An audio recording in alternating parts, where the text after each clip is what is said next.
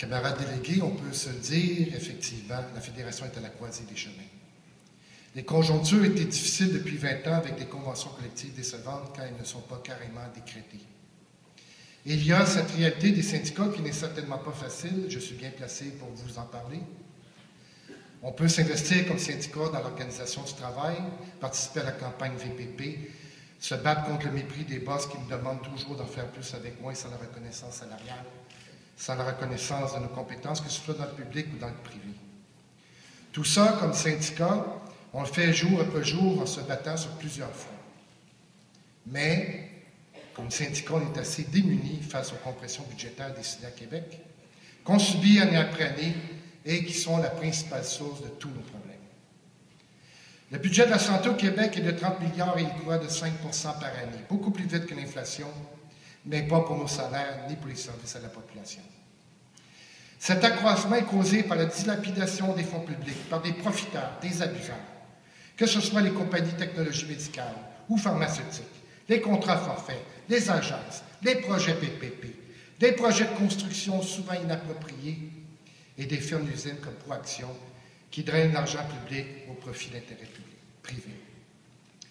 Il faut qu'on redevienne les chiens de garde du système de santé et qu'on dénonce le gaspillage et les abus au niveau local, au niveau régional et national. Si on n'alerte pas la population du Québec par ce travail, qui va le faire? Et si on ne s'active pas dans cette démarche, comment allons-nous stopper ce cercle sans fin de compression budgétaire? Alors, que faire? Comment forcer le gouvernement à faire des choix appropriés dans le budget de la santé pour à la fois améliorer les services à la population et préparer un terrain favorable à la négociation de notre prochaine convention collective? Voici ce que je propose. Consolider nos syndicats locaux. La force de la CSN et de la Fédération repose sur ces syndicats. La Fédération n'est pas un bas de laine. S'il y a des surplus, cet argent doit retourner dans les syndicats en termes de services dans toutes les régions, et plus particulièrement celles qui sont éloignées parce qu'elles sont confrontées à une réalité incontournable, les distances. Consolider nos syndicats pour qu'ils livrent à bataille, qu'ils créent des dynamiques régionales, interpellent les agences, les médias, partagent l'information, créent des solidarités, y compris avec la population.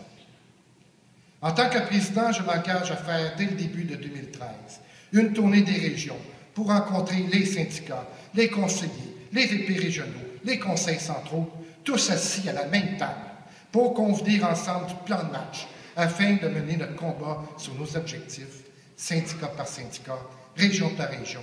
Nous réussirons ici à créer une mobilisation sans précédent de tous nos membres pour notre fédération en vue de notre prochaine rencontre avec le gouvernement. Ces mobilisations locales et régionales vont être à la base de la remise en question dans chaque région de toute la politique, ou plutôt l'absence de réelle politique de santé et de services sociaux dans nos gouvernements.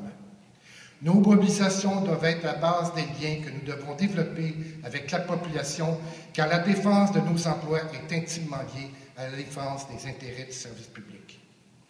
Notre rapport de force en négociation reposera sur notre mobilisation et sur les liens qu'on aura développés avec au moins une partie de la population.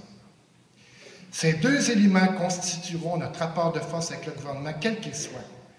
Tout comme la mobilisation des étudiants a mis sur la place publique la question des choix en éducation et la question fondamentale du droit à l'éducation, nous devons mettre sur la place publique, par notre mobilisation, notre vision de notre système de santé et de services sociaux. L'heure est à l'action, place au vrai débat. Si vous m'élisez à la présidence, je vais comprendre que vous me donnez l'autorité morale pour rebâtir avec vous votre action syndicale, refaire l'unité de cette fédération, et quand nous conviendrons de plan de match dans nos débats en Conseil fédéral, je vais m'assurer qu'on tire tous dans le même sens. Tous les syndicats locaux, toutes les régions, pour une fédération forte.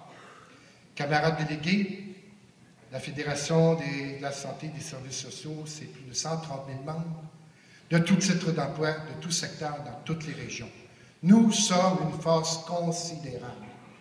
Il serait temps que la Fédération retrouve ses lettres de noblesse pour nos négociations de conventions collectives.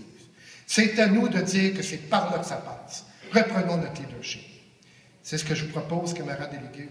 un leadership fort. C'est terminé, Est-ce- camarades. Vive les syndicats.